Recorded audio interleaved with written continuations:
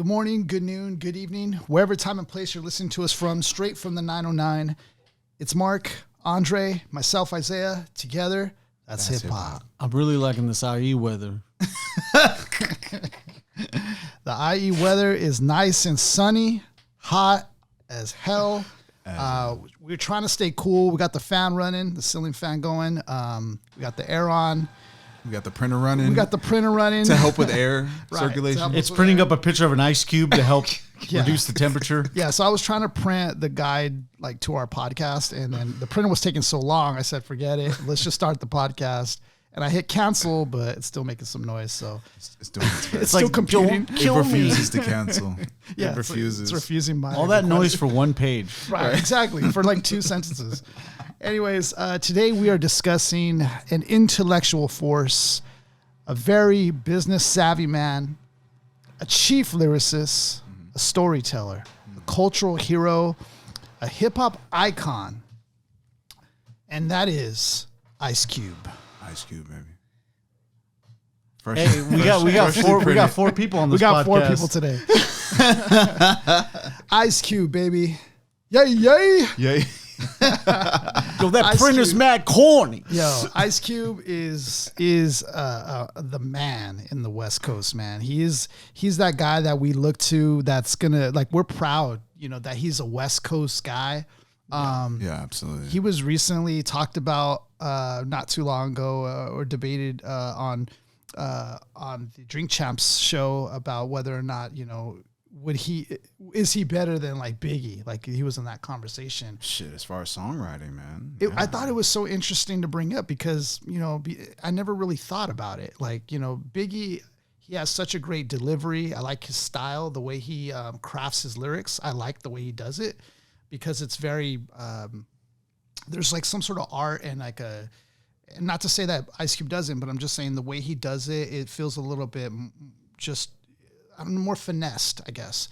But then, when they were putting up the argument for Ice Cube, being arguably better than Biggie, I kind of really thought about that. I'm like, kind of has a point though. Like, no one likes to factor in longevity when it comes to hip hop artists. Yeah. And that's always a factor of their body of work over that span of time will always, by quantifying it, will always be better than someone who's got taken out early into the game, retired early. Yeah. Seven albums to 2, you have a lot more body of work to judge off of versus the 2. Right.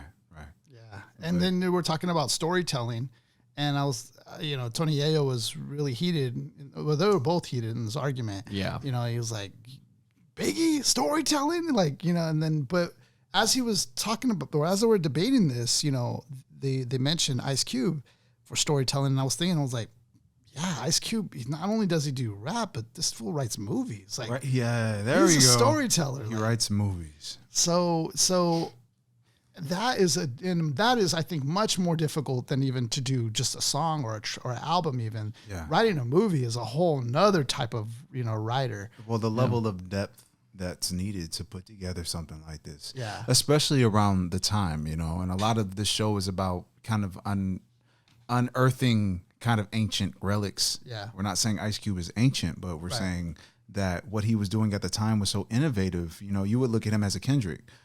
Because, if you look at Kendrick today, his storytelling and his songwriting is very innovative. But when we look at Ice Cube, some might say that he's, older than their time. Yeah. But Ice Cube was Kendricking. At this pace, Kendrick is 4 movies behind in terms of Ice Cube, Kendrick pace. Yeah. Like Kendrick would be like a Michael Bay movie, and then it feels like Ice Cube would make James Cameron movies, which would be like Terminator 2 or something, right? It's just like you wouldn't have these Michael Bay joints in the future if it wasn't for this James Cameron's joint. So I feel like what Ice Cube Tip was doing, to me was very innovative for the time. And I just remember my father, man, he always played this shit. He always played Cube. And even as a little boy, he was like, you got to listen to him. He's telling stories, and he even emphasized it to me as a boy. So I really looked at what Cube was doing. I was like, yeah, everything he does as far as writing is great storytelling. And, you know, as far as lyricists are concerned, some people that like to listen to lyricists, they want this higher, they want to climb higher to get to a resolution. And to me, I feel like Ice Cube is this perfect balance right there at the center. And you can get this elaborate concept or you can get a very simple concept, but it's really about how you listen to him. All that centered around gangster rap. Yeah. And Right. in terms of still going back to his cinematic feats, you only get one shot as a rapper, as an actor. Yes. For a good reference, you look at the 1991 classic "Cool as Ice." Yeah. They gave Vanilla Ice a chance. They legit gave him. He only got one chance. Gave him the Hardcore gave him a chance. Big ass budget. Yeah. So you get Ice Cube with Friday, Higher Learning, and the like, and you end up finding out, he made Friday a franchise. He ended up doing Mission to Mars, Ghost of Mars, Yeah. John Carpenter joint. Ghost of Mars. He ended up being a very legitimate actor, and actually ended up hoisting a lot of franchises, like Ride Along. Yeah, Barbershop. He borrowed Triple X for a little bit. kept the cup of coffee warm for Vin Diesel. So and that's not to say like what he's doing with the big three. I mean, doing something the like big that. threes, very, is crazy. very creative Yeah, idea. yeah. You know, it's almost bringing street ball to television, and they did that shit perfectly. And all the guys that didn't get an opportunity in the NBA, they get to roll with Big Three. So I love Big Three's concept. It's really fun to watch. Yeah. Yeah, I feel like Innovative every way. He's a force. Yeah, to be reckoned absolutely. with. Absolutely. He's a force. Because even with the big three, I know he has his challenges. You know, with the NBA not really wanting to play nice, and you know they're kind of doing little things to like kind of, I guess, belittle the big three and what they're doing. You know, and I guess he had said that he's I'm gonna go to every podcast and I'm gonna talk about it. He goes, man, forget the system. Like, I'm just going to talk about it on every podcast, put them on blast everywhere I go. Like, so the fact that like he has applied what he has done before and is like now applying it here.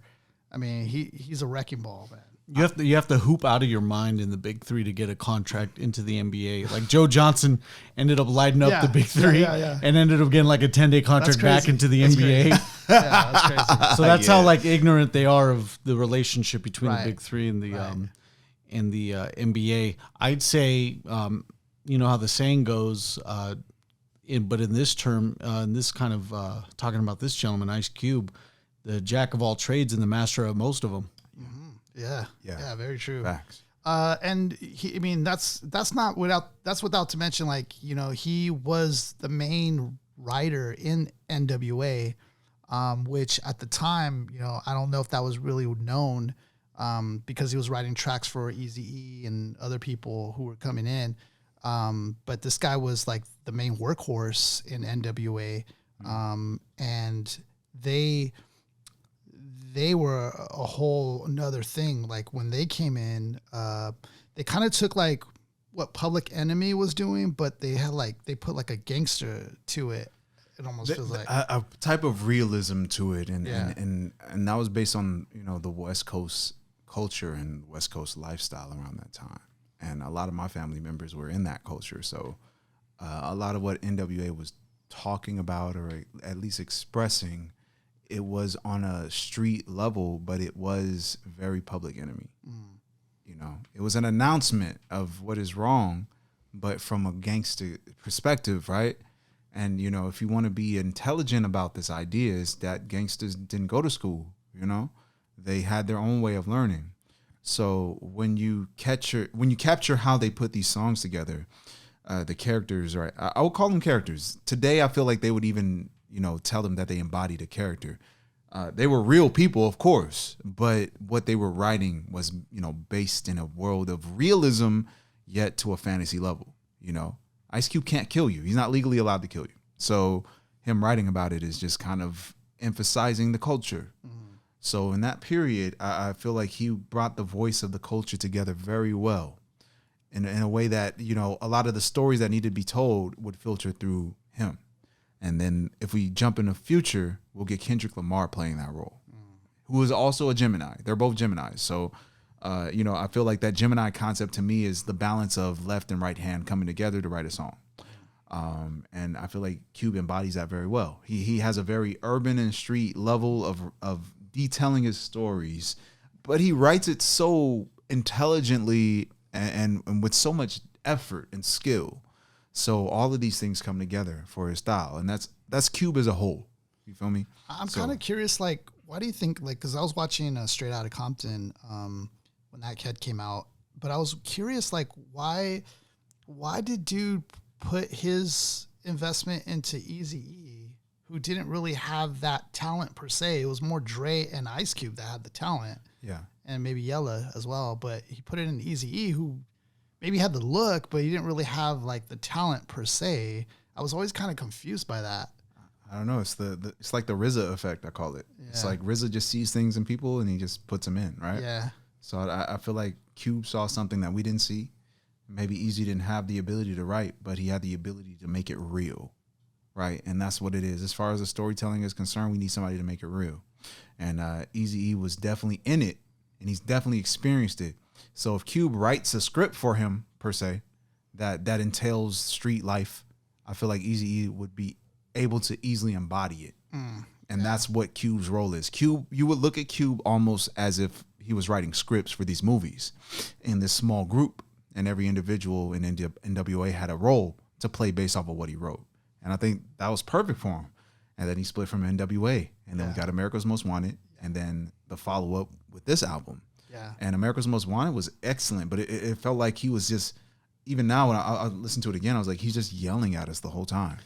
I have to prove something to you all, right? And it was such a prove my point type of situation. Then we get here, and he's calm. He's calm. Relaxed. He's relaxed. Able to tell stories. He knows what he's talking about now. He knows who he is. He knows what he's doing, and you feel it on this album all the way through. It's crazy because people take that America's Most Wanted as actually being the better album, but this one as the more that we're covering, Death Certificate as the more important album, which I kind of feel that because Death Certificate, as I was going through this, man, every track was so like deep, like Detailed, as far too. as like the storytelling, like every track had a point to it, and it was like a social critique, and what was going on. And I saw two halves of the story, right? He talks about the first half of that album is about like what's currently going on, and that's supposed to portray the death. And then there's the birth, and which is where we should be as a community. And I thought, man, the overall arcing concept was dope. The storytelling in between that was dope. Because I was telling you guys earlier, it felt like I was watching a movie as I was hearing his tracks. Like he was telling you such a great story, very detailed. And I think that's kind of, I don't know if that's, for me, I feel like that's some of the best storytelling I've heard, actually. Yeah, if I could put it in perspective for you, I feel like, you could treat Cube like a scriptwriter in the context of rap, right? And anybody watching today, the best example, excuse me, once again, it would be Kendrick. Kendrick is the best hip hop scriptwriter, right? You will listen to his album. Good Kid, Mad City is a great example. Just listen to Good Kid, Mad City and just experience the movie that he writes. And the effect that you get from the Kendrick album is what people received when this was coming out, right? It really felt movie-like. It felt alive. It felt like it was kind of impossible, especially production-wise. Cass didn't know how to do this yet. This is, and then he did it without Dre, and that's kind of hard, man. You walk away from Dr. Dre, and you have to like really, show your skill and your talent without one of the best producers in hip hop history. So who was it that he worked with on this album? Because it was the guys that helped produce Public Enemy's joints, or am I off on that? Was it DJ Pooh that was on this doing that? Because I heard that he worked with the guys that like put together Public Enemy. I could be mistaken on that. Maybe you can fact check me on that one. But fact check, please. Fact check. But this was a period too I want to mention, like, because when he left NWA, hip hop was growing very quick. Like we had the pop sensation start to affect hip hop, where we had like Vanilla Ices, MC Hammers, we had Kid and Play. Who else did we have? We had Will Smith and Jazzy Fresh. Like we had this like pop sensation of hip hop during that period of time in between. And you know, I felt like with Ice Cube, like he kind of like also touches on that in this album. Because there was a problem he saw with that, because, you know, when you're coming out of the hood, you're not returning that back to the hood. In fact, you're kind of selling out, selling out to the white man, selling out to Uncle Sam, whatever it is. And you're losing, you're not true to how he puts it in this album. You're not true to the game. Whoa. So you're not like actually being real. Like you're being played like a puppet. Oh, of course. Yeah. Well, I mean, if I can give you a little perspective on this album, as an African American raised in the West Coast of California, you know, my pops, we spent a lot of time in LA, and when I was very little, so I spent a lot of time with him in the car, and he always drove, right? And it was a lot of Zapp and Roger, you know, the vocoder guy, and just the funk sound, P-funk sound, a lot of funkadelic, but he loved Ice Cube, man. He was just a freak for Ice Cube, pause. But when it came to this album, especially Death Certificate, but I know the other ones he listened to, but Death Certificate, the storytelling invigorated Dad, right? So while I'm a little kid, I don't know what Cube is talking about. I'm just nodding my head to the beats because my dad's nodding his head to the beats, right? So he's nodding his head, I'm nodding my head. That's all that's happening for me as a kid. But I remember after certain songs, he's like, son, these are real stories. These are real stories. I lived this life, because my pops was in the heart of LA, like in the real shit, you know? So a lot of his history is based out there. So he knows Ice Cube on a personal level, like he knows what it is. So when he was like, son, these songs are real. These songs are real. He's like, everything you hear in these songs really happened. So he's giving you game. Yeah, he gave me real game. So as a little kid, I didn't get it. You know, I was just like, no, son. You know, I'm a little child, but he comes to me, he's like, son, these songs are real.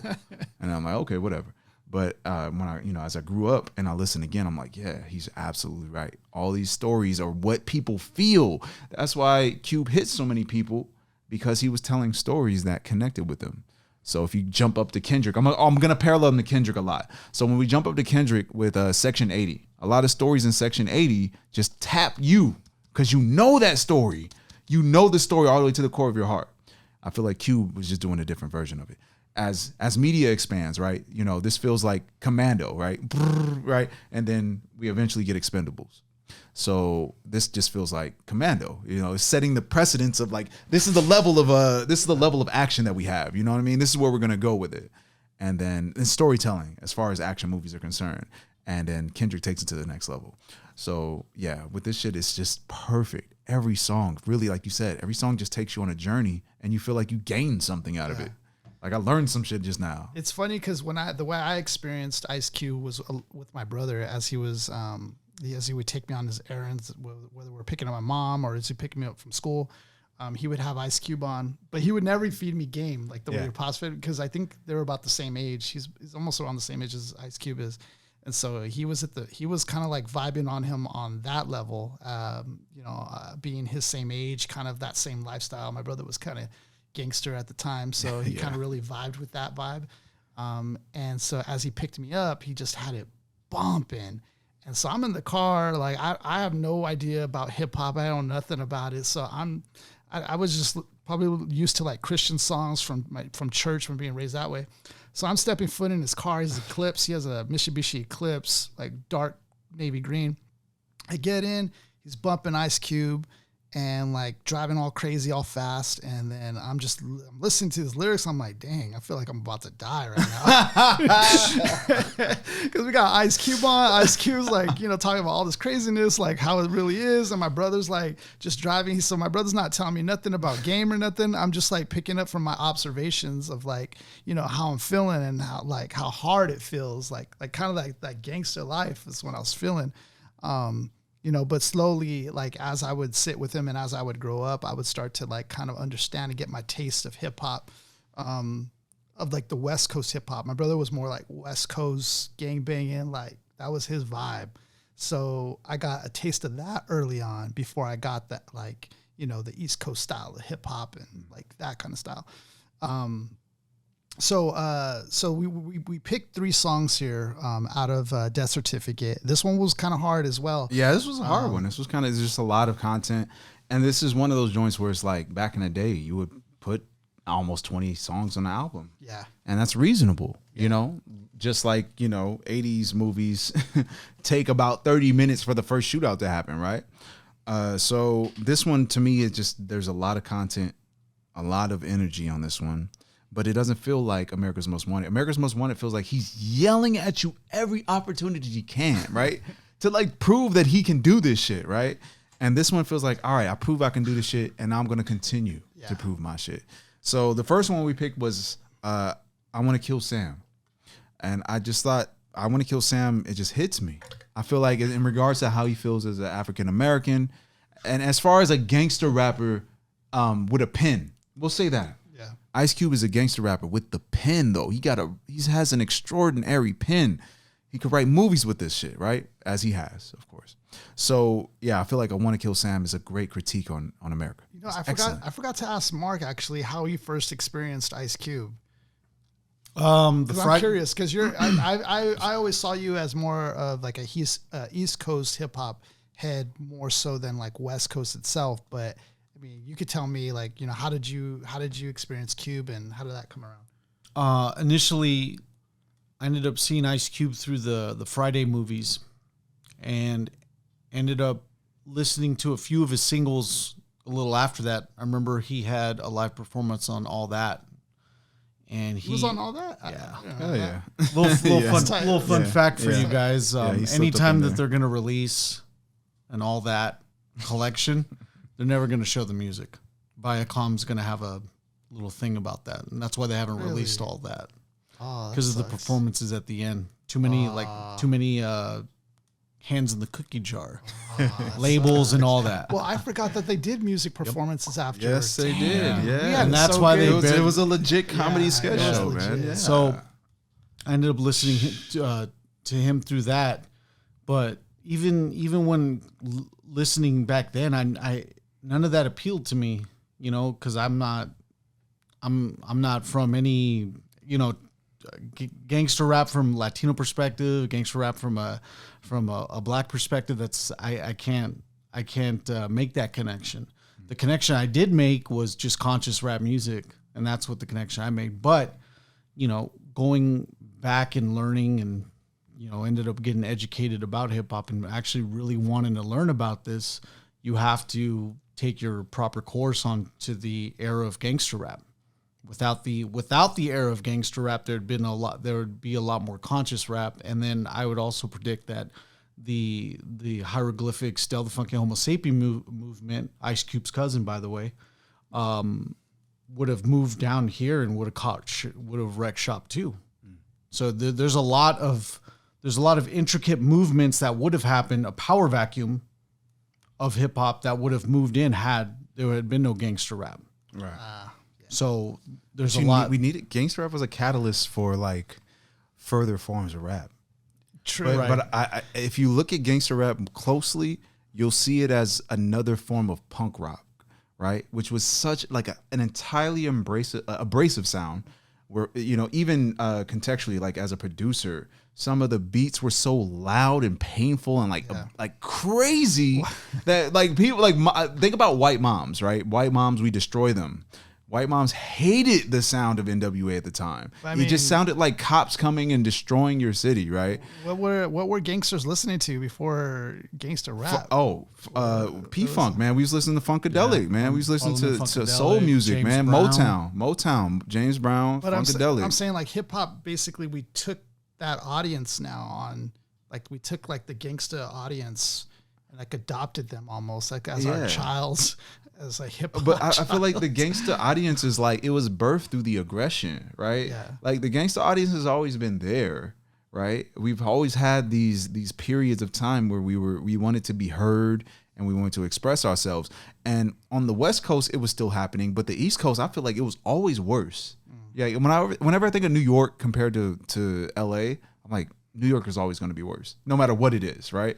But I feel like LA had what they wanted to say, and it was loud enough to move everything. Yeah, it was loud enough to get people to hear it, and loud enough for people to make a we move. We had more space. We had more space to ride our low riders. We had more space to do stuff. We have more space for cars. Period. I'm still stuck on the theory that gangster raps was perpetuated by the marketability of gangster rap was perpetuated by the government. Oh, okay. The deep in rap cast. Taking that angle. Okay. No, because you think about it, Andre's point about the East Coast rappers and their marketability around 85 to 88, which is kind of like the similar time of gangster rap starting on the West Side.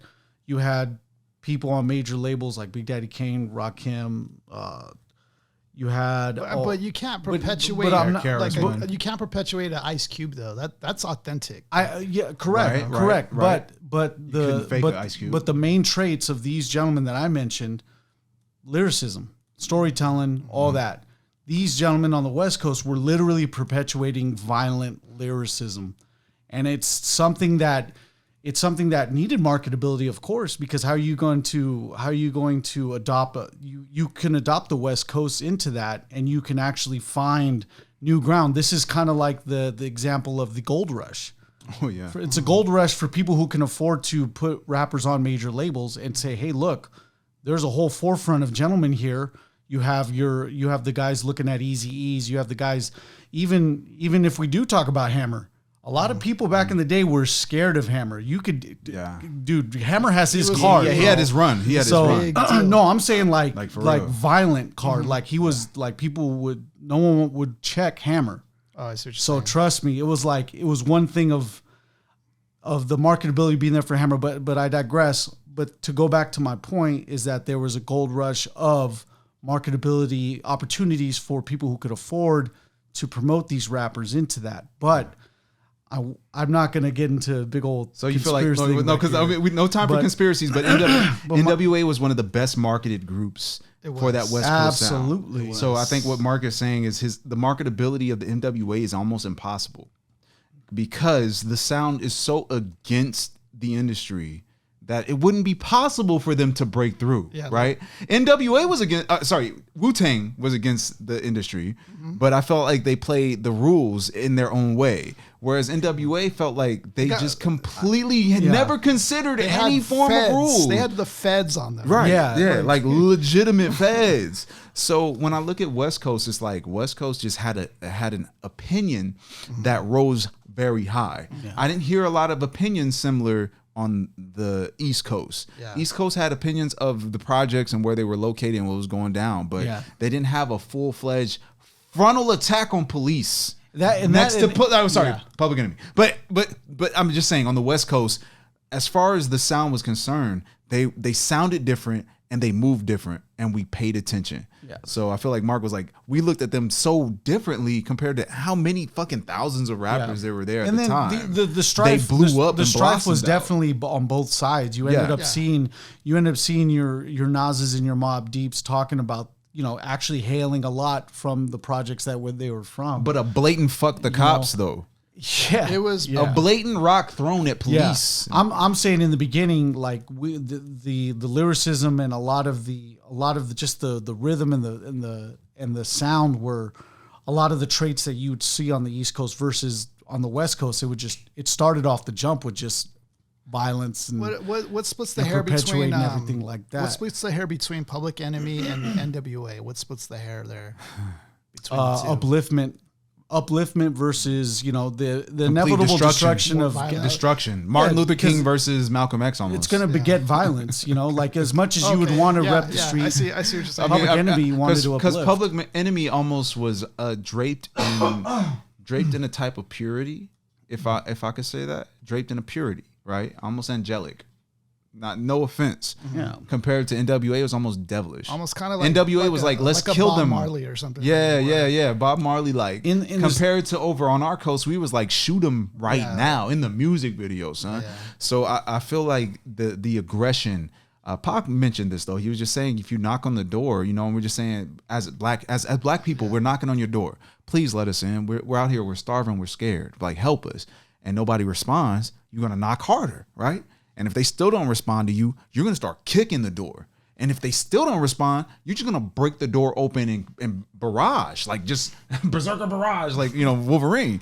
You're just gonna burst in there and handle business. So I feel like NWA burst in there and handled business, but then Ice Cube separates from NWA and becomes his own like full form entity. Yeah. And then his opinion is still strong, it still moves forward, and then we run into I Want to Kill Sam.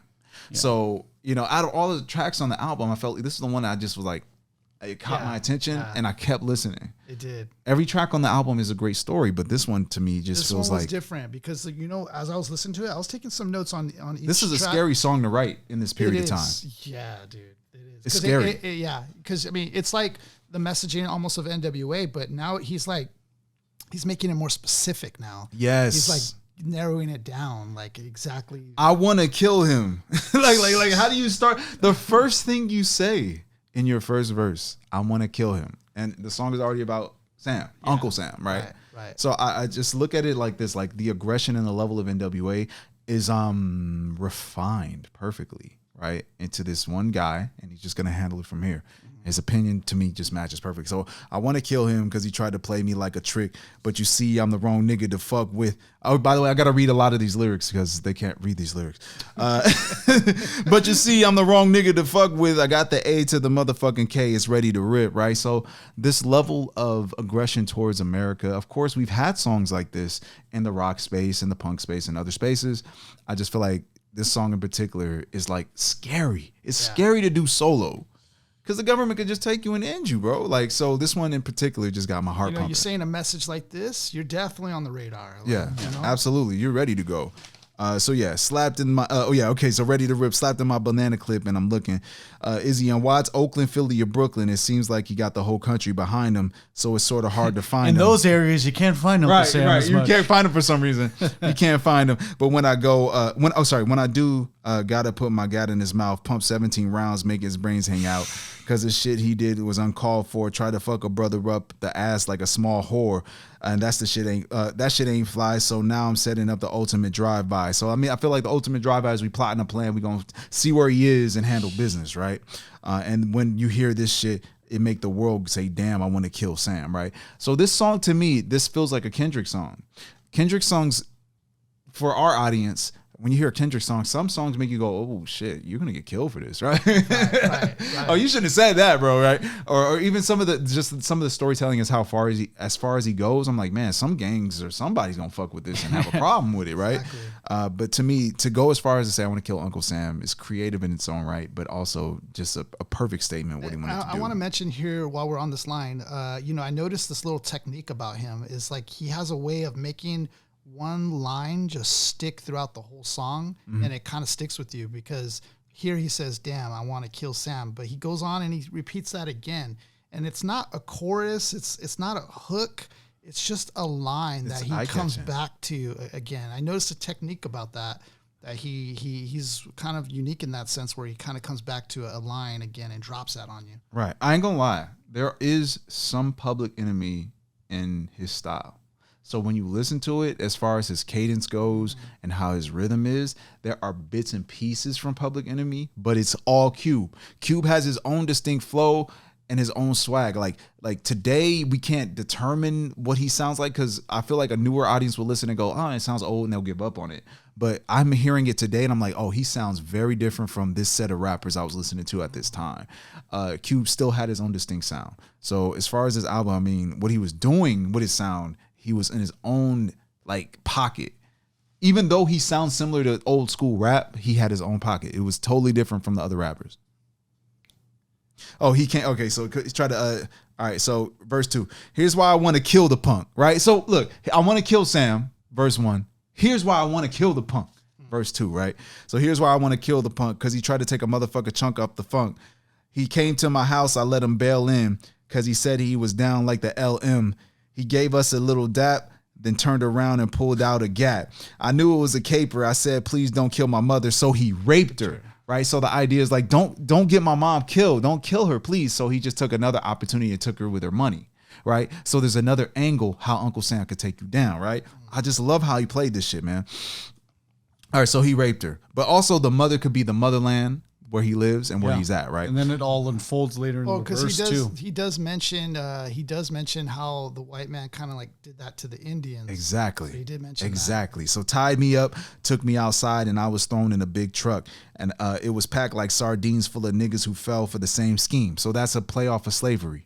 Right. A big play off of slavery. So he's talking about history here. Yeah, American exactly. history. So took us to a place and made us work all day, and we couldn't have shit to say, which is play off of slavery.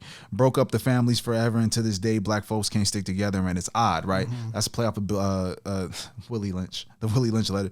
Broke us down, made us pray to his God, and when I think about it, it make me say, damn, I want to kill Sam, right? Which is Uncle Sam, which is America, and off the play of them taking Africans and bringing them over here. We've heard this before. It's a big tribute to the cover album too.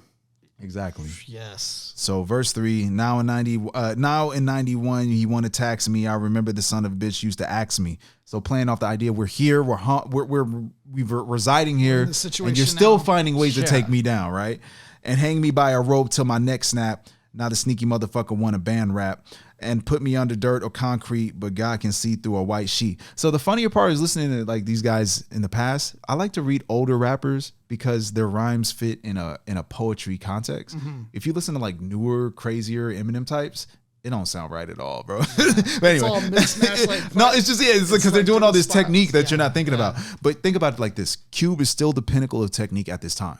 Rhyme wise, Cube is still ahead of every one of his peers. Oh yeah. Rhyme wise, even the rhyme schemes, he's still rhyming better than everyone at his time in his on the West Coast and in his area doing the storytelling thing. He's killing it, bro. And he has great delivery too. Great delivery. He's always sounded good to me. He's always sounded good. The ultimate villain, well, the ultimate villain in the first bar, and this villain is non-discriminatory. Fucking tax. Yes. Exactly. I fucking get taxed all damn day. And then on top What of it, the I'm hell? taxed. Yeah. I get taxed on my income check, and then I pay for a piece of gum and get taxed off of that. I'm getting taxed left and right. I get taxed to chew the gum. a lot of adversity we got to deal with as people in the United States. Oh yeah, but I feel like his perspective in this period is perfect, man. Absolutely, I feel like he's giving the excellent angle, especially from a rap artist. So yeah, And mind you, this track is coming after the rebirth, because so there was a death that happened in the middle of this album, and then there was a birth following that, and then this track. So it's very timely on this album too, that he's now kind of going into the main thesis of the album. Brilliant, man. But God can see through God can see through a white sheet, because you the devil in drag. You can burn your cross while I burn your flag. Try to give me the HIV so I can stop making babies like me. And you're giving dough to my people, chump. So he's saying white man created HIV to prevent black people from being born. You're giving dough to my people, chump. You're giving people, drugs on the streets. Just wait till we get over that hump. And of course, eventually they do. Big three, right? Because your ass is grass, because I'm a blast. Can't bury rap like you bury jazz. I love that. Because we stopped being whores, stop doing floors, so bitch, you can fight your own wars. So if you see a man in red, white, and blue getting chased by the lynch mob crew, it's a man who deserved to buckle. I want to kill Sam because he ain't my motherfucking uncle, right? I remember this one dude I worked with at this one job I had, and every time he's like, man, they text me again, man, fuck Uncle Sam. Uncle Sam he ain't no kin of mine. Fuck Uncle Sam, you ain't no kin of mine. I ain't never seen Uncle Sam at my barbecues. I ain't never seen Uncle Sam with my family. He kept saying that shit all the time. I love that dude. Shout out to that man. Yeah, it's even the last little outro part of that too, where we've gone nowhere in 200 years. That's correct. We gone nowhere 200 years. That's correct. And that's just emphasis of what we're seeing, right? I love the whole grasp of this album. I say that with there's upliftment of the black people, there's the strife, there's the educational awareness in sexual health. There's also just political strife that lower class people and African Americans have to deal with, even minorities that as a whole have to deal with. Yeah. this is a good grasp. This is a good grasp of every topic kind of during that era. And it's one you can appreciate, especially looking back at it. It's like trying to tie into that present moment. Yeah. We don't have the ability to do that. But when we look back with, the hindsight, it's something we can appreciate because Ice Cube was a pioneer in that sense because he's trying to show you many points of it. Yeah. And all these things were, I think, kind of new at the time as far as them being aware of what's going on. Oh, yeah. So he was touching on some things that people probably weren't really aware of yet. And imagine hearing it for the first time. Right. Going, what? Yeah, because we know this now. Like, we know now all these little things, but that time when he was saying this, I would like, that's why it's perfect to parallel him with Kendrick. Yeah. If your mind is capable, every moment we have here is that same moment you had when you heard Kendrick kill it. Because rhyme-wise, he's at the pinnacle, and you guys think he's not rhyming well, but he's actually really at the pinnacle. Like, I can remember Pops going crazy. Like, he don't even know how to rap, bro. Yeah. So when he's listening to rap, and I'm like, man, maybe 4 or 5. As a little kid, I'm just watching him go, damn, he's crazy. Like, damn, did you hear that, son? Like, and the idea is simple. The urban market, right? Yeah. We didn't know how to rap. We're not fucking even thinking about attempting to rap, bro. So we're not even putting ideas in that direction. So think about that. Like, we, at a time, in that point in time, we thought Pac was it. He was it. Like, that was the best rap could be. Because we can't do that. And at this point in time, Cube was almost parallel as far as style. Like, he was like, as far as like his voice was even at that time really big. I remember like when the whole West Coast thing was going on, you heard Pac and everything that was going on, but then you still had an ear for Cube. What is Cube saying? It was Cube first. Yeah. Yeah. Exactly. So Cube, you can call Pac the second Ice Cube. Right. You can call him that because a lot of the other Gemini, by the way. Yeah. Because and that was the best lyrically we thought at the time. I mean, him and Biggie were like, that was it. Like, so. Damn, can I say something? Go ahead. I feel like Pac gave better experiences and Cube told better stories. Mm-hmm. Does that make sense? Yeah. That makes sense. That makes a lot of sense, actually. I feel like, Pac has incredible experiences with his songs. Yeah. And that's what really works for Pac, I think. Yeah. I feel like there are songs I've listened to from Pac where I've had that reaction. You feel it like from the soul. Like this guy ain't lying. Like. Yeah, exactly. And Cube is like, I walk away like I watched a Nolan flick. Like, oh yeah, that was fucking fire. He's a smart gangster. He's a smart. There we go. That's what I'm gonna say. It's like he's in the pits, but he's writing in such a high intellectual level. Yeah. So with True to the Game, which is our second pick, I feel like just the critique on the African American that makes it out of the struggle and how much they lose themselves as a black man. Because if you leave the hood, most likely you're not going to go where more black people are located, especially around this period of time. Or even come back. Right. Facts. Real talk. Right. Real talk. I feel like it really, it's a response to people that want to escape what is the hood trap, right? And when they get out of the hood trap, they are willing to completely leave their sell out. Yeah. It's not. We won't call it selling out, but what one would call selling out is I'm not going to talk to my people or everything that they tried. Oh yeah, go ahead. Sorry, I'm not going to communicate with more black people.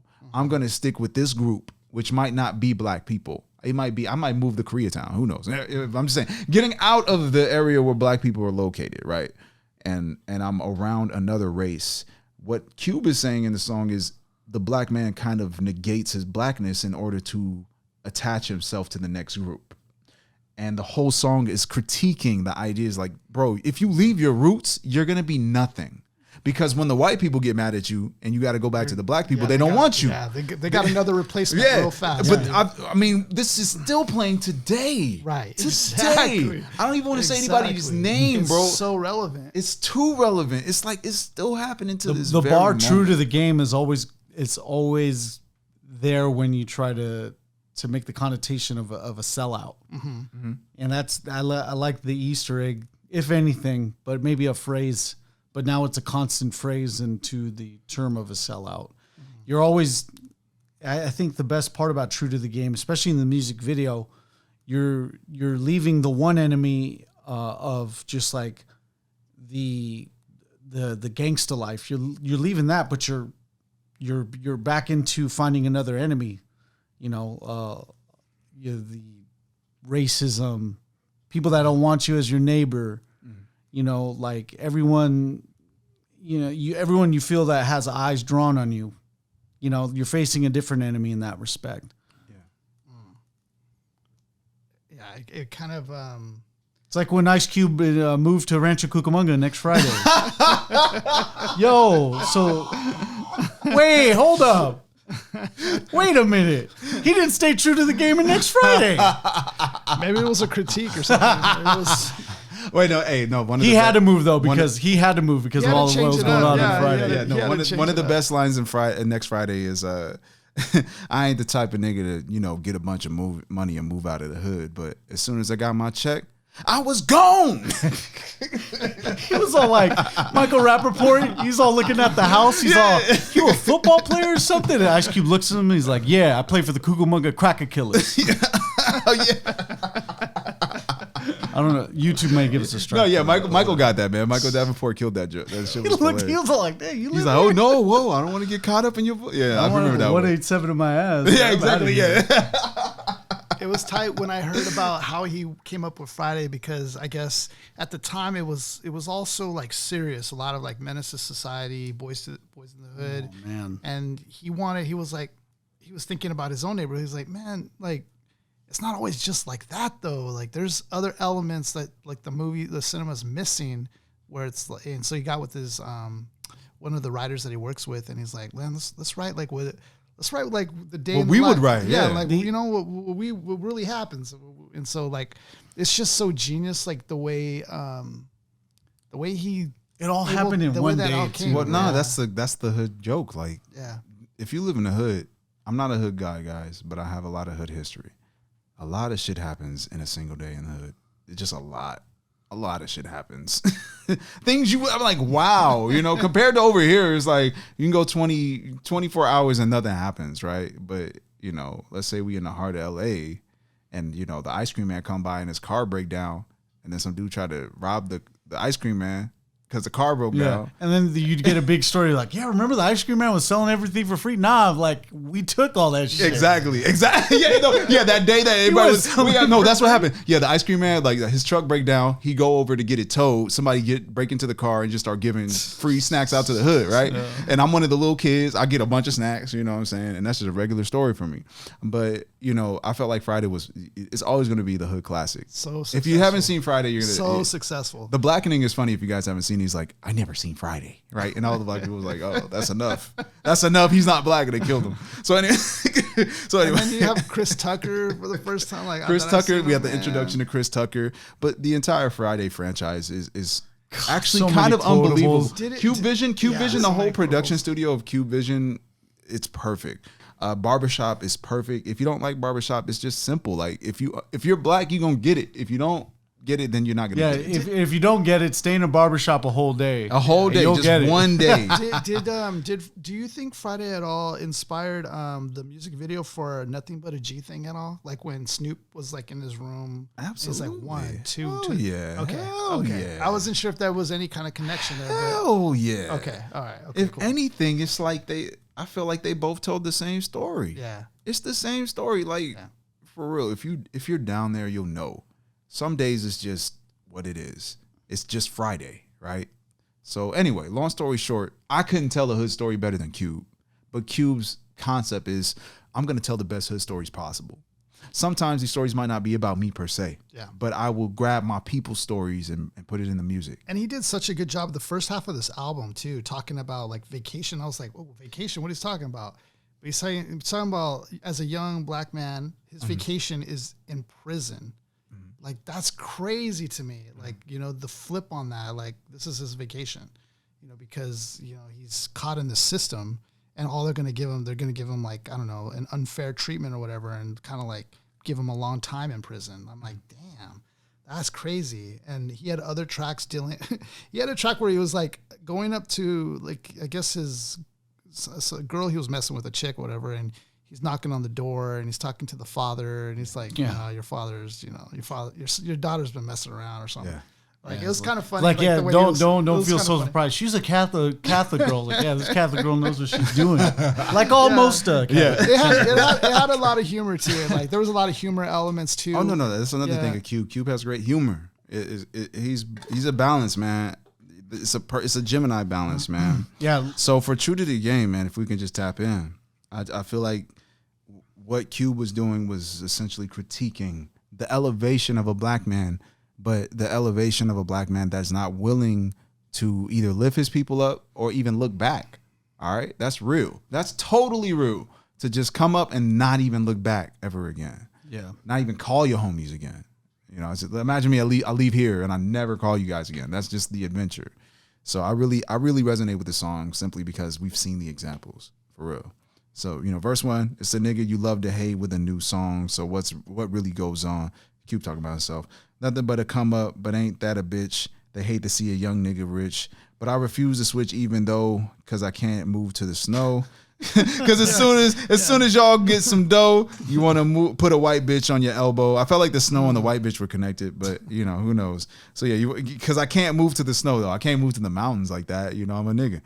You want to put a white bitch on your elbow, moving out your neighborhood, but I walk through the ghetto and the flavor's good. Little kids jumping on me, but you want to be white and corny. Right, but he's saying he drives up to your hood, right? And there's kids dancing, little kids, everybody's happy, right? The whole neighborhood's happy, right? That's not some shit that you would normally see where he's living at, right? Trying to be, nigga go home, spray painted on your house, trying to be white or a Jew, but ask yourself, who are they equal to you? Get the hell out. Stop being an Uncle Tom, you little sellout. House nigga scum, give something back to the place where you made it from before you end up broke. Fuck around and get your ghetto pass revoked. I ain't saying no names. You know who you are, you little punk. Be true to the game. So the idea is you're going to lose your ghetto pass because you chose to pick with the white people.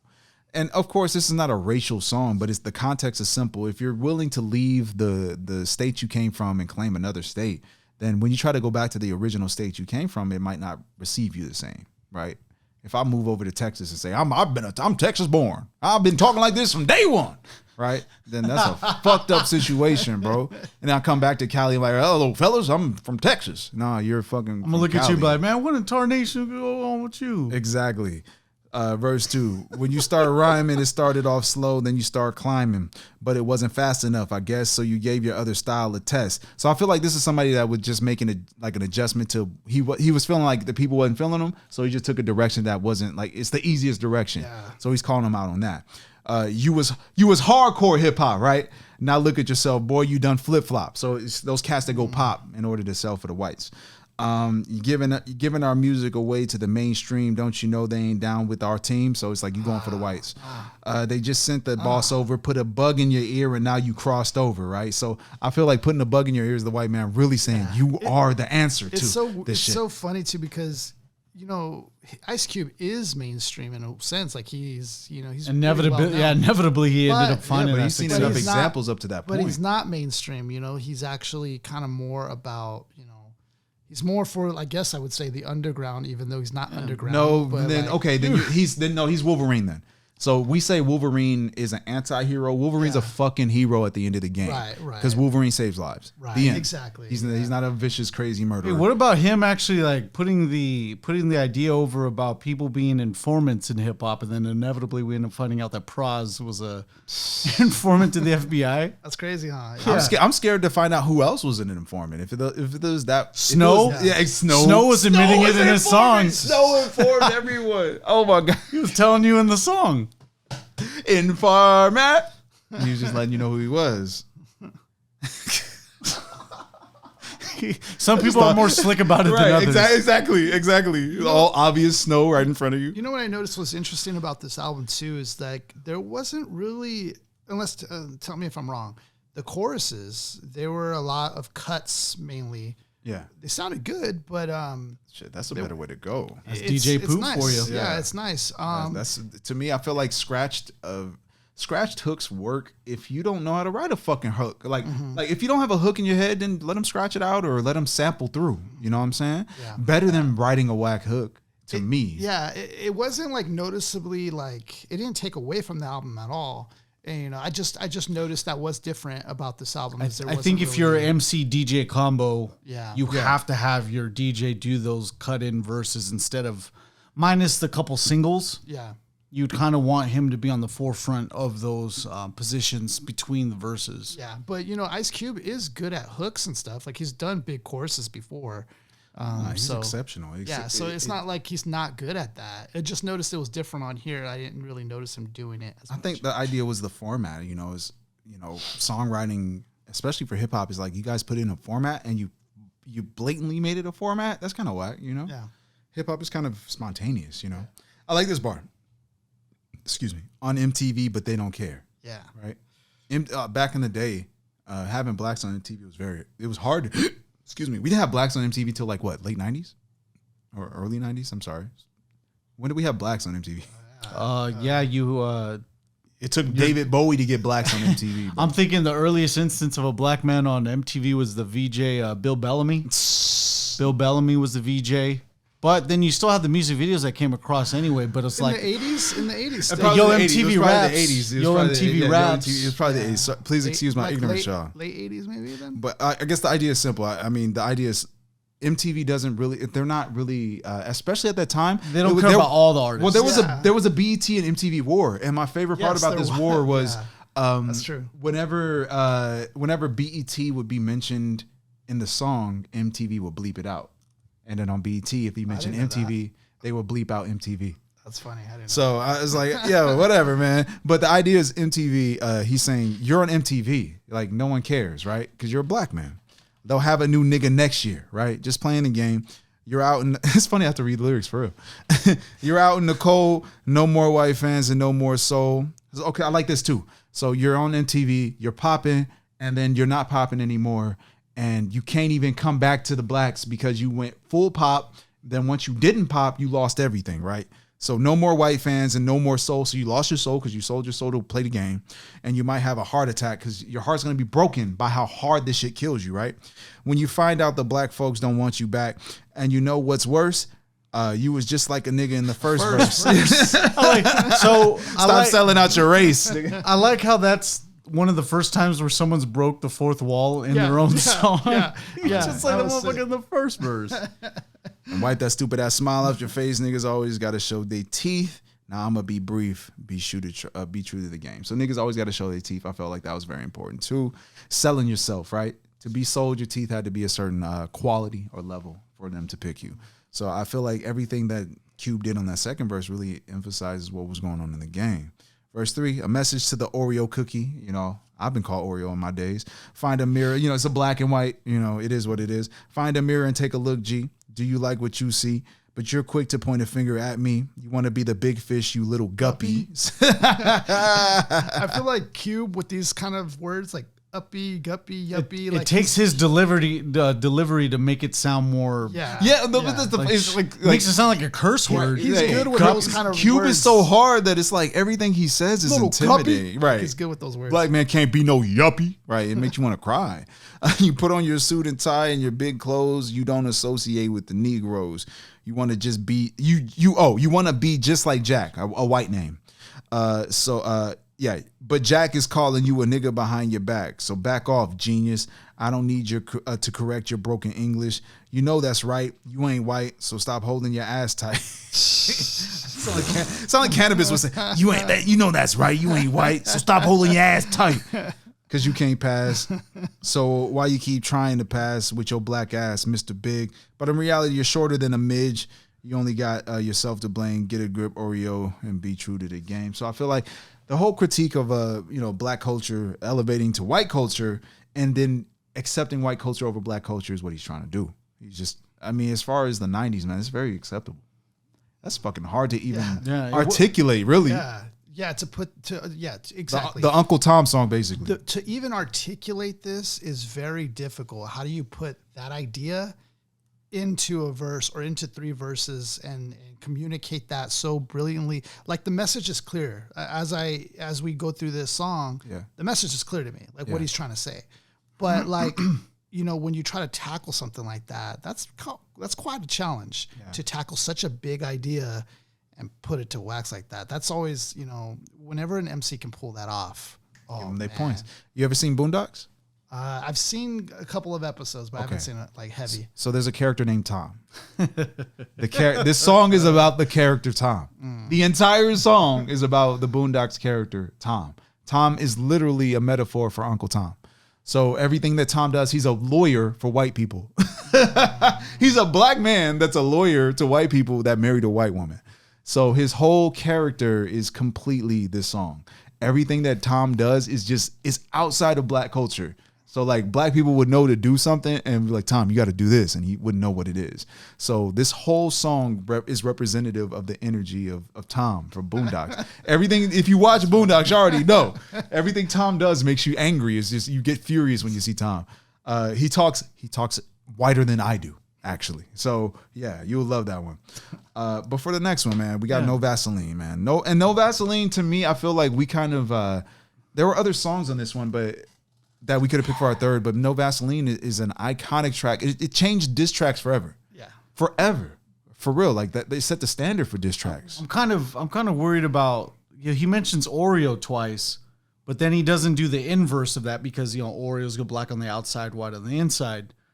But he doesn't do the inverse of that where the white on the inside and the black on the inside. He doesn't give a shout out to EL Fudge. Really? What? Oh my God! The day you finally found that sound, you finally have a reason to use it now. Let's go.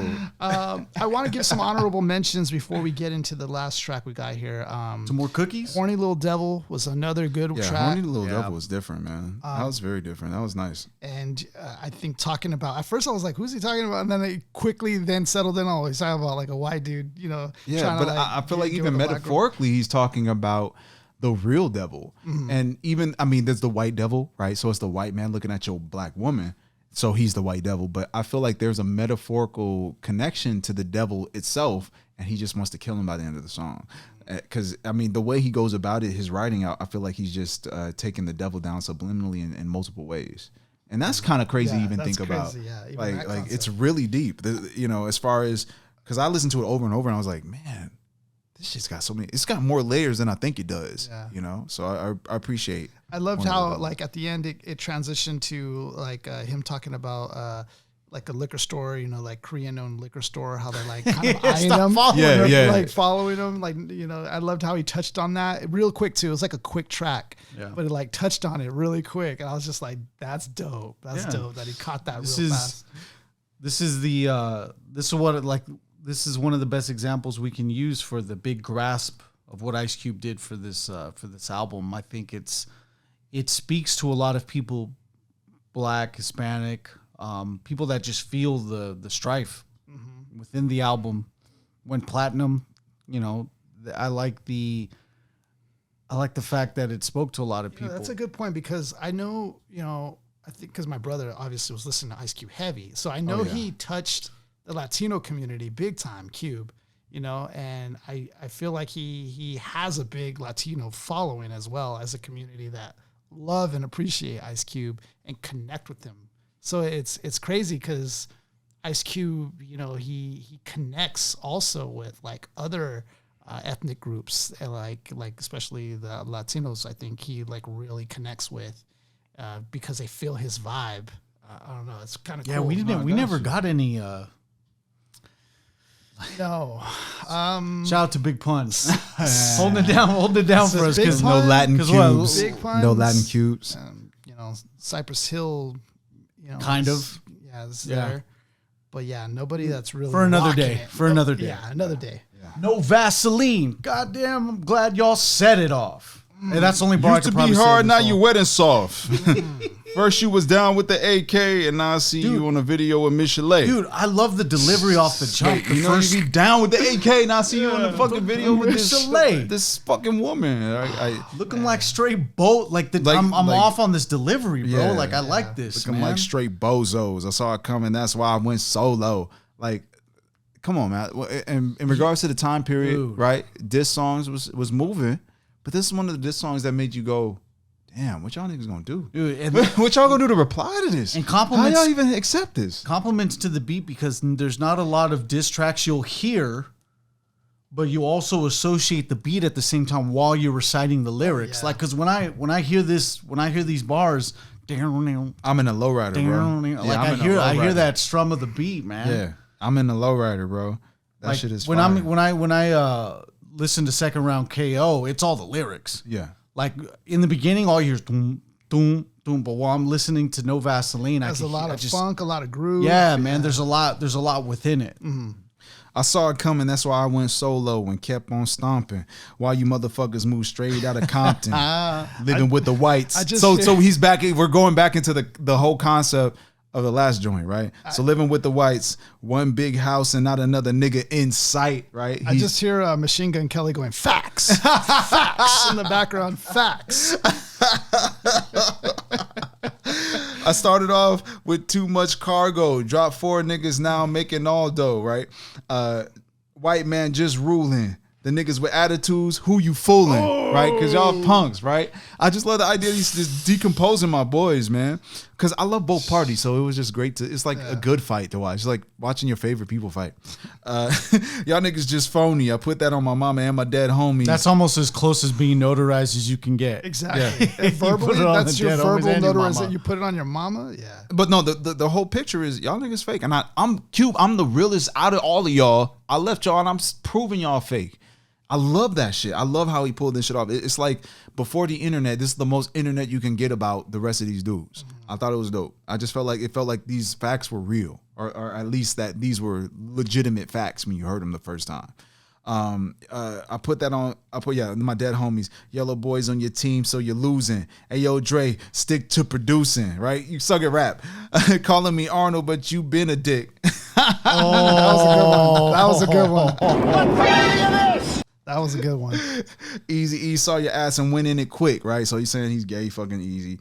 You got jealous when I got my own company, but I'm a man, ain't nobody humping me. Trying to sound like America's most. You could yell all day, but you don't come close. So the thing I'm looking at is like Cube is a great rhymer, but his rhyming is like, we on the super rhyming shit now. We rhyming the whole sentence. Yeah. I don't feel like Cube is like the in this context, this is the best he's gonna rhyme on this album. Because it's a diss track. So he wants to out-rhyme him, so you can't outright him, right? So he's doing it great. Trying to sound, America's Most. But America's Most is him, right? You could yell all day, which is America's Most Wanted, right? He yelled the whole album. Yeah. So you could yell all day, but you don't come close. Because I'm the one that flow. You done run 100 miles, but you still got one to go. Damn. With the LENCHMOB, and y'all disgrace the CPT. Because y'all getting fucked out of your green by a white boy with no Vaseline. So y'all getting raped by the game, man. I just, come on, man. I feel like, and then the harder part about this track is like, how do you return it? Yeah. By yourself. Cube wrote all your shit. You know he wrote all your shit. How do you fucking return to your writer? Like, how do you write back to your ghostwriter? How do you diss your ghostwriter? Like, how do you fucking combat him? He knows all your shit, bro. Hey, Cube, can you help me on your diss? Yeah, can you write my reply to you, please? Make it good, too. I want mine to win yours. I want to win the battle. The bigger the cap, the bigger the peeling. Who gives a fuck about a punk-ass villain? You're getting fucked real quick. And Eazy-E is smelling like MC Ren's dick. Tried to tell you a year ago, but Willie D told me to be a hoe. But Willie D told me to let a hoe be a hoe. So I couldn't stop you from getting ganked. Now let's play Big Bank and take a little bank. You know what's funny? When I hear the song, I know it by heart, but I can't read the lyrics. That shit feels weird to read the lyrics. Anyway, now, I was gonna say, how smart Cube is, because they offered Cube, I think, I don't know, $75,000 or whatever the price was. They offered him something, and he didn't take it because he didn't trust Eazy-E anymore, and didn't trust what's his name, something Heller. He didn't trust him, Gary Heller, I think. Oh, the manager? Yeah, he didn't trust either of those guys. I mean, you have to be pretty smart that quick. I mean, yeah, granted, he did get, I guess, suckered that first year that they did it and not really get. Yeah, for your first deal, what are you gonna know about? Right, but like he was quick enough to be like, nah, peace, deuces, I'm out. Like I'm exiting. I'm departing. Because that's kind of scary too. Because he didn't really. Yeah, I mean, yeah, he was in NWA, but he didn't like really prove himself yet to everybody like that he was the dude. He was part of NWA, but like as far as like being that main guy, I don't know if he really did that quite yet. So it's still kind of nerving to go out on your own and, and try to prove that to everybody, because, maybe you might not have success the second time around, and with the group, you're kind of more, or with the group, it's all that's about already taking that established. risk and believing in yourself and knowing that, within yourself, saying that, hey, I'm better off doing this solo. And if I'm not, at least I tried. I rather have than have not. Yeah. Right. Yeah. True. Tried to diss Ice Cube, it wasn't worth it because the broomstick fit in your ass so perfect. Cut my hair, nah. Cut them balls. Cause I heard you, cause you like giving out the draws. Gang bang by your manager, fella. Getting money out your ass like a motherfucking ready teller. Now think about this. He's saying he's getting fucked by his manager. Do you think he's lying? Do you think he's just saying that to be aggressive and mean, or do you think he's really like he knows? So I'm saying this for this track. When I was young, I didn't get it, but when I grew up, I still thought about it. And the idea is simple. I feel like he was saying what he thought was real. He's really saying these boys getting fucked by their managers, man. Like for real. At least financially. Right. Sure. Yeah. Getting money out your ass like a motherfucking ready teller. Giving up the dollar bills. Now they got the villain with the purse and high heels, right? So, I think, there's a playoff of the devil in there. So don't believe what Ren say, because he's going out like Kunta Kinte. But I got a whip for you, Toby. Used to be my homie. Now you act like you don't know me. He called him his real name, though. Like, you know what I'm saying? So he called him Toby, the name that was his slave name. He called him his slave name. Yeah. So, yeah. But I got a whip for you, Toby. Used to be my homie. Now you acting like you don't know me. It's a case of divide and conquer because you let a Jew break up my crew, right? So he's saying a white man broke up the group, right? I love that shit. House nigga got to run and hide, yelling Compton, but you moved to Riverside. Shout out to Riverside. Is there any other diss track that has as much facts as this? I feel like there's a lot of facts here. I mean, as much facts as this? Factual disses? I think Joe Budden had a diss against Drake that was pretty hard. I never heard that one, actually. Yeah, Joe Budden went against Drake. And what Joe Budden did was he actually has a clip of Drake saying, Joe Budden's my favorite rapper of all time. Oh, crap. And then he goes in, right? That was a dope diss track. It didn't work, though. It didn't work. I think the Pusha T reveal was a lot to take in, because it's like, why are you hiding your kid from everybody? Right. But it's not. It's like it's one precise shot. Right. Well, because Drake don't rap. I mean, he does not a Drake don't rap. That's the funniest thing I've heard. He's on some R&B shit. It's like Drake don't rap. He raps. I love that line. Does he rap, or does he kick freeze? I don't know if he kicks freeze, but he raps. Nah, bro. Come on. Though. Okay. He raps. He got him on the Drake. freestyle. You're talking about Drake. No, but there's no like active freestyles of Drake. Yeah, dude, my favorite meme is one. There's Drake, and he's literally like this. It's a still shot of. And then the caption says, "What song does Drake have? Do they have Drake yelling that hard?" No song would ever. None of his discography would have him. But in terms of a reveal, I think it was because this is a lot of facts. I don't remember a diss track with that much facts. Yeah. Okay, I feel like Pusha T's joint. It was a singular fact that exposed his attacker, right? Or a lot of volume. Sorry, the person he was right? attacking. Right, yeah. But Joe Budden's, to me, felt like it was underrated because he really went in on the idea that Drake can't say shit to Joe, right? That was his whole concept. You can't say shit to Joe because you have so much footage of you saying you worship me. So Joe Budden's whole concept was that you worship me, you worship me, you worship me. And I thought that really hit hard, but nobody responded and Drake didn't respond. So it didn't move. But Pusha T shit was so loud that everybody was like, Drake, what you gonna do? I feel like Pusha T is more visible compared to Joe. So, yeah, Pusha T shit had more impact. God. But compared to this, I feel like every line or two, something fucked up happened. Something sinister happened. Look up the song "Pop Goes the Weasel" by Third Base, and they do a diss to Vanilla Ice, but it's so tiptoe that you could look at that song examples for a compare and contrast to No Vaseline of like you could make a diss track and not mention anybody, but then you get an actual diss track where you're name dropping. Eminem, maybe? Eminem had a good one against Benzino, and he revealed Benzino was half white. He revealed that, and I remember the first time I heard that bar, I went crazy. I was like, "Oh, well, this battle's over." Benzino was all Puerto Rican. This battle's done. Oh no, the game, 300 bars.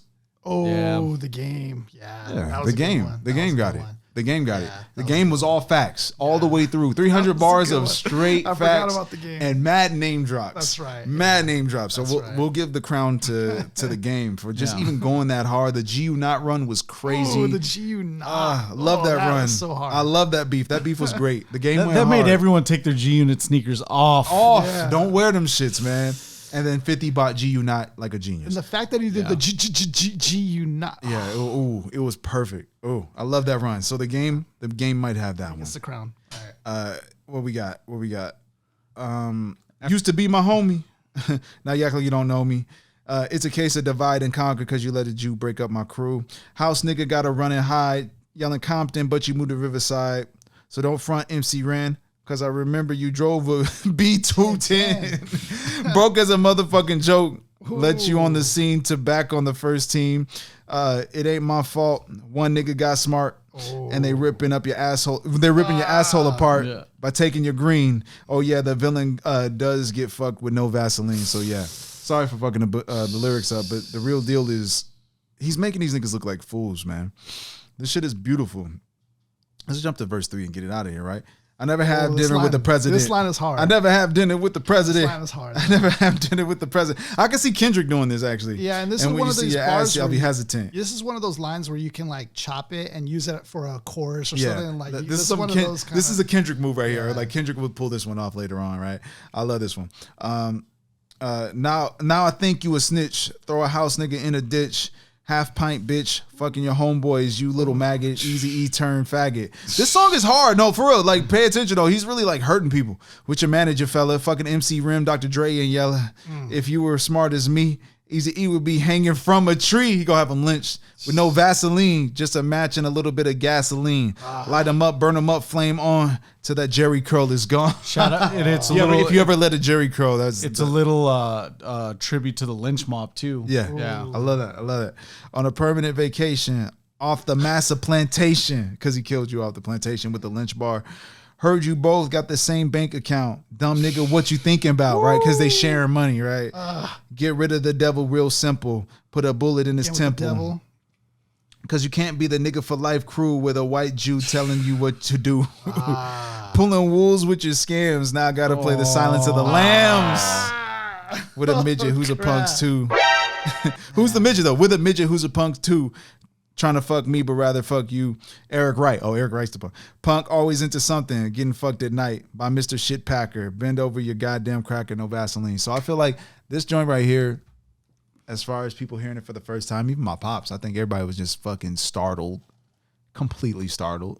Just out of this world startled.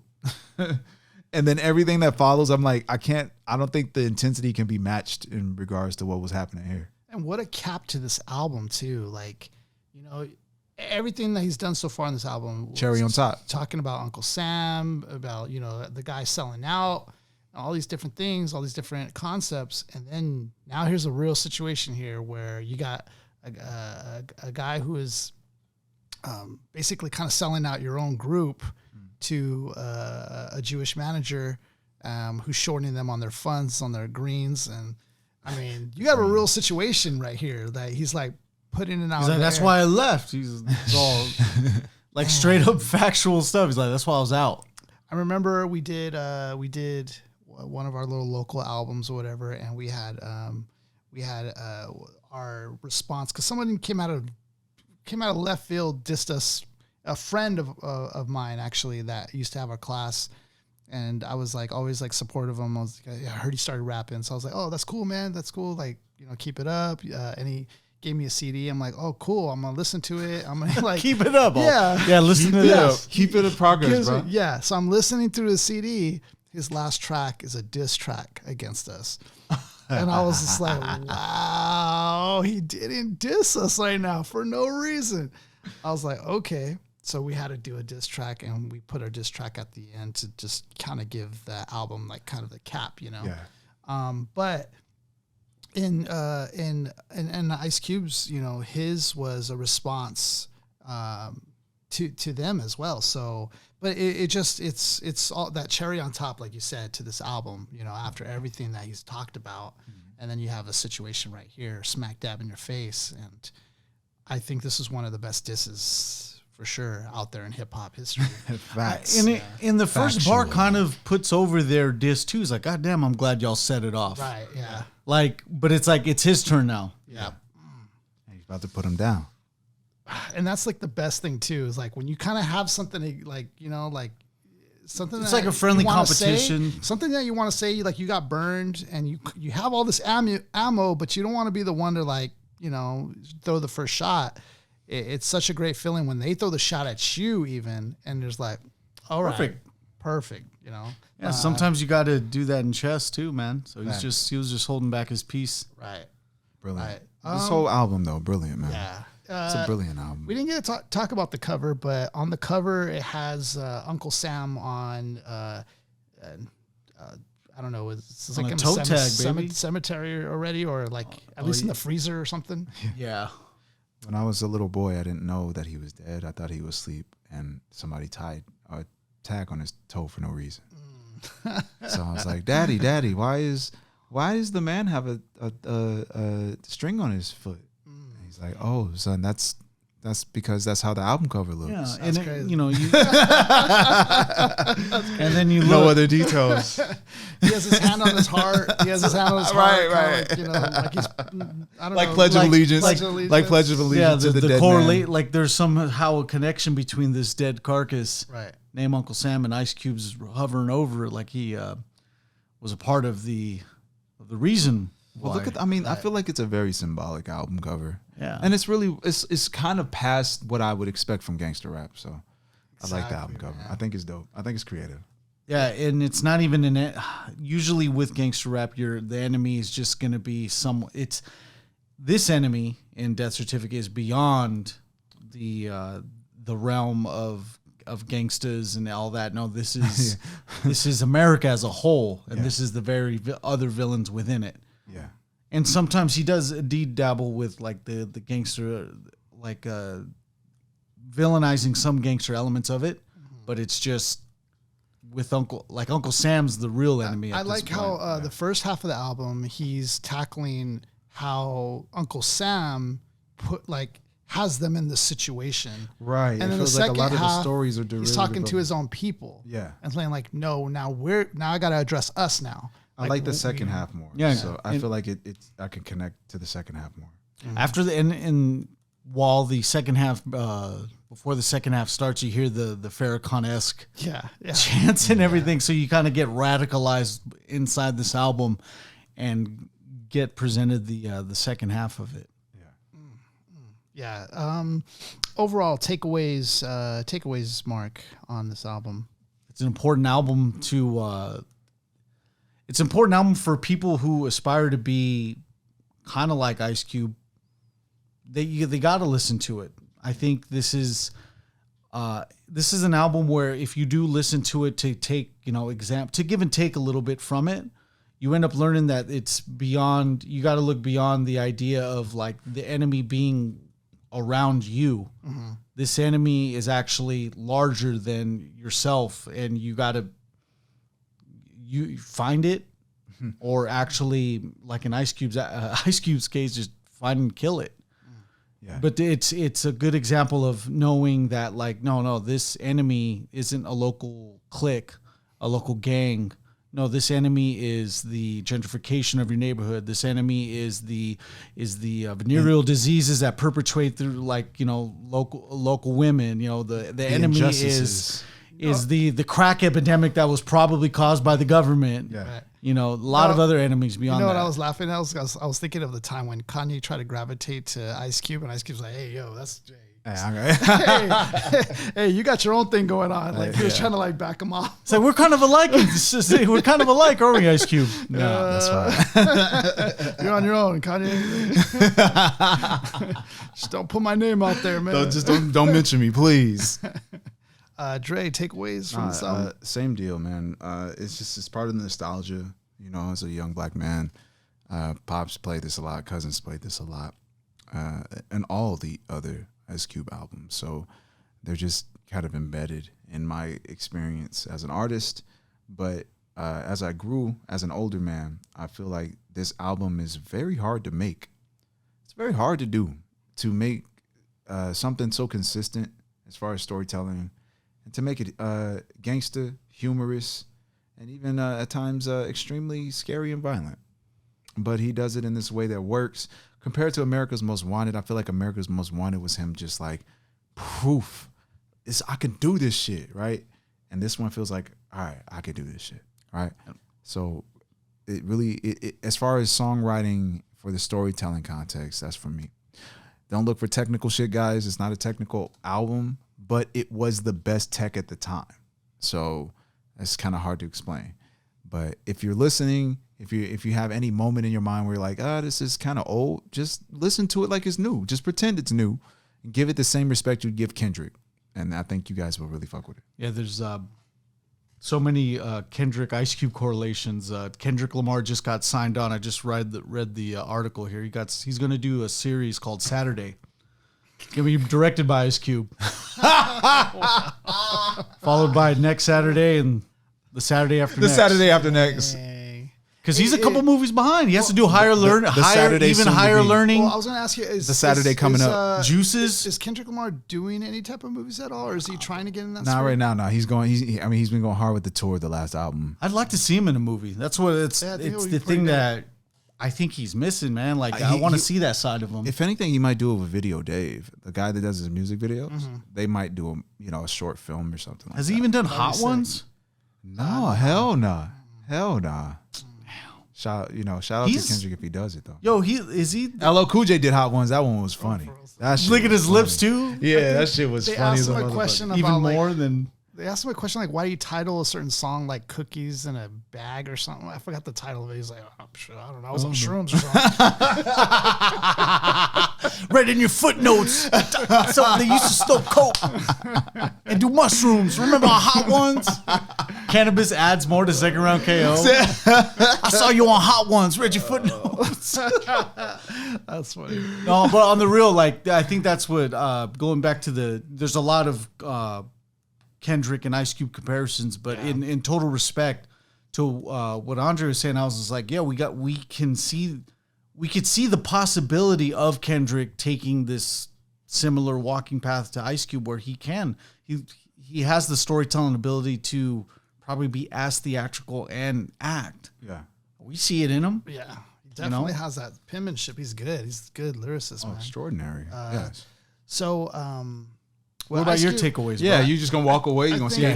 He's about to close it out. He's about to close it. Well, I was gonna say, Ice Cube. I just feel like he's kind of like he's like another.